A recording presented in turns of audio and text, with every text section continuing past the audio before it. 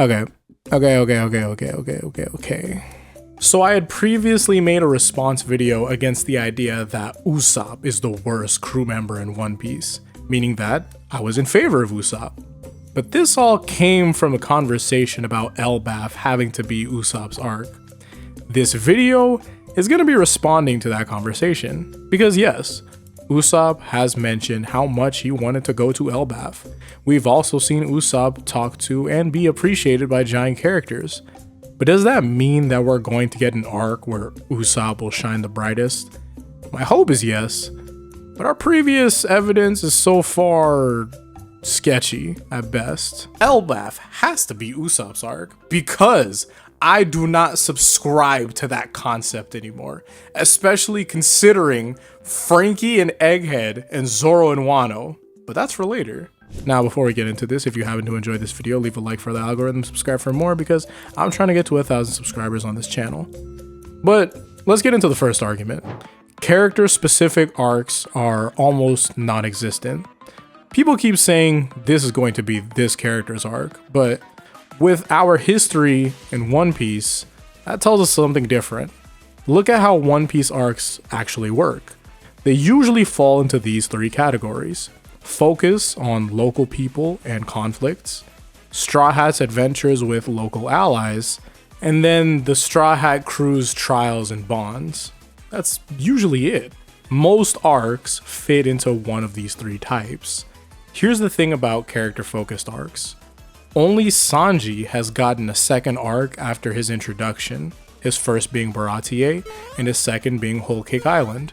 This is the only time that this has happened. Now let's look at the other Straw Hats. Zoro, just his introduction in Romance Dawn, which was shared with Luffy. And, we have Wano, and that wasn't really Zoro's arc. Nami, just Arlong Park. Anyone else? It's usually just their introduction arcs. And when I mean character arcs where the character matters, I don't mean matters in the way of, getting the final fight, because that just doesn't happen. Let's look at how Sanji actually mattered in Whole Cake. His personal stakes drove the story, as his family conflict was the core issue, his marriage had affected the whole crew, and his past connected to the arc's villains. Every major event tied back to him, and then his actions had changed the outcome, because him saving his family despite their abuse, huge thing. He protected Pudding even after her betrayal. He made the wedding cake that stopped Big Mom, and his choices in general just affected everyone's survival. His character grew through the conflict by facing his childhood trauma, accepted his place with the Straw Hats, understood his own worth, and changed how he saw his family. And the arc revealed his importance in why he's the crew's cook. He proved himself against his royal background issues. He demonstrated his own thinking, and he connected his past to the larger world. That's how we know of that family. And that's what it means to matter in an arc. Not just fighting, but being essential to the story itself. And looking at Elbaf, Usopp will have to do one of the following, or some amount of it at least. Driving the main conflict, making choices that change everything, or at least a lot of things, having personal stakes in major events, connecting to the arc's villains, and or growing in ways that affect the whole crew. He has to have something here, because, that just wouldn't be an Usopp arc at that point. My second argument is One Piece arcs are usually about the world and not single characters. Because let's look at how One Piece actually handles its stories. Early on, character stories and world building work together.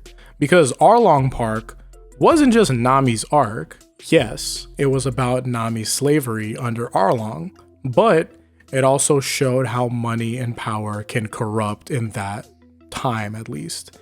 How the world government can ignore suffering, how the strong in general can oppress the weak, the politics of how pirates control islands, and fisherman racism, just an all-around encompassing thing. The same thing was with Dressrosa and Law. Law wanted revenge against Doflamingo, but we learned about how hatred passes down in generations, the weight of once being a celestial dragon, the underground weapons trade, how one man can ruin a country, Kaido's influence on the new world, and just in general, the bigger politics at play. And you know, this pattern just keeps on showing up because look at Egghead right now. Everyone thought, finally, Frankie's arc. Instead, we got Kuma's story. And it might be the best One Piece has ever been.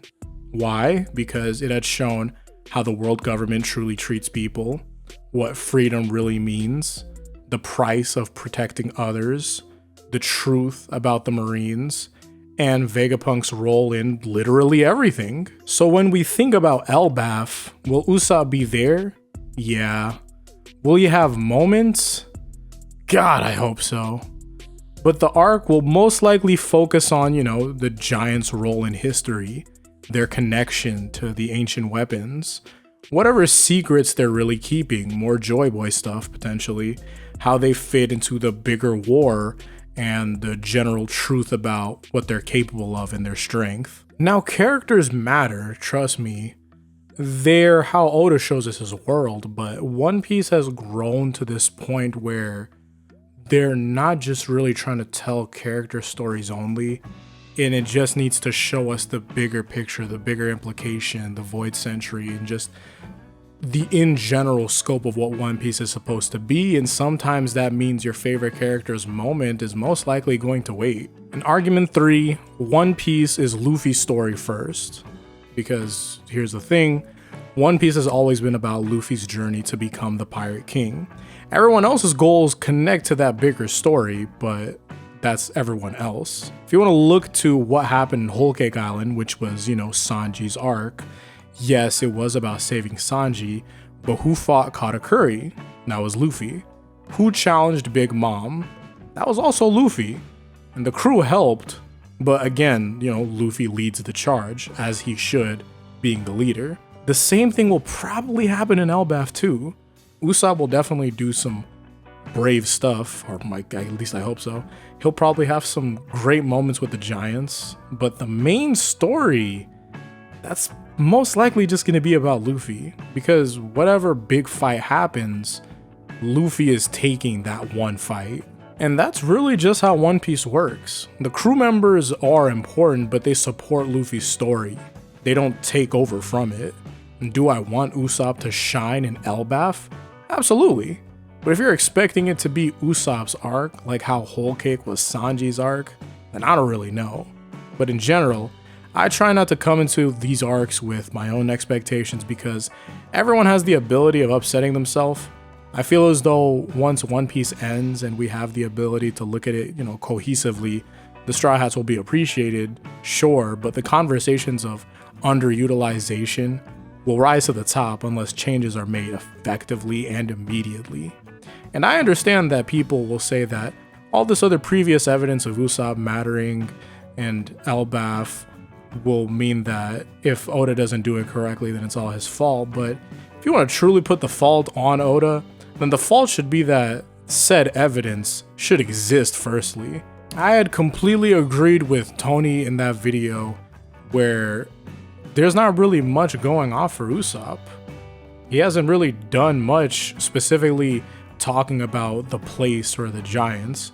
Whole Cake happened, but we didn't even get anything for Sanji before we were generally around that arc. I understand his foreshadowing gets a lot of appreciation, that's another video entirely, but the efforts in believing that Usopp's time is now is a bit finicky at this point. Here's what it all come down to. We want Usopp to have his time to shine, and that makes sense. He's been with us since the East Blue, he's grown so much and we care about him. But One Piece usually really isn't about what we want, and it's more so trying to be about what the story needs. Sometimes that means my favorite character, our favorite character, whose ever character, is their moment's most likely gonna wait. Sometimes it means that they'll get something different, but just as good. Or maybe they don't get anything at all. Look what happened with Egghead. No one saw Kuma's story coming in the way that it did, but it came up and it ended up being incredible. But in the context of the entirety of One Piece, I can say there's at least one guarantee. The guarantee being that Zoro will never get a narrative-focused arc because he's meant to look cool more than anything else about him. He is Mr. Aura, the character. You can call it mischaracterizing, but let's be real. And trust me, I understand what his character is supposed to do, making Luffy more serious and all. I was there, I read Water 7, I watched Water 7. I get the idea. But, you know, that's really it. There's not enough arcs left in One Piece for that arc, bro. This is his character. But I guess it's good enough for a lot of people. Thank you all for watching. If you got any ideas you want covered, leave a comment, subscribe, road to 1K. And hopefully I'll see you all in the next one. Until then, peace out and Godspeed.